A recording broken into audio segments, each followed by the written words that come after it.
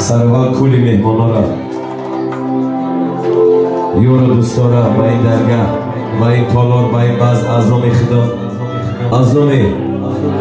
این اولیای بزرگ این اولیای صنعتکار این اولیای مشهور اولیای قرشیفا ازامی احمد جان اکرم جان افضل جان همه شما را خیر مقدم میگو خوش آمدن نوری دیده تاجی سر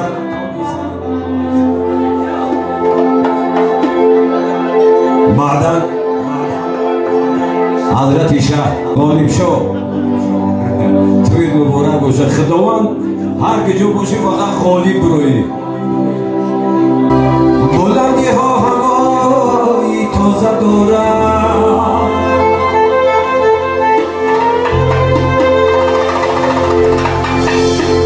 جوانی دردی به اندازه دارم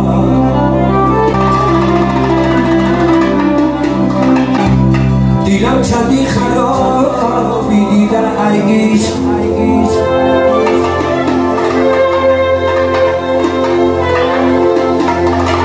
کینه دیوارنه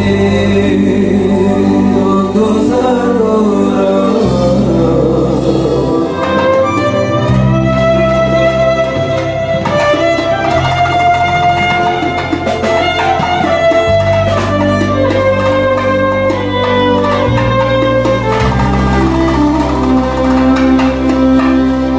چندی خرابی دیده ایش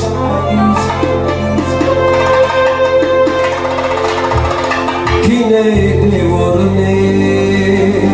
دروازه دارم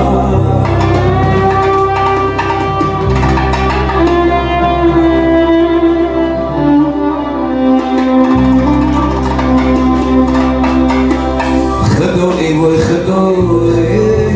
وای خدایم وای خدایم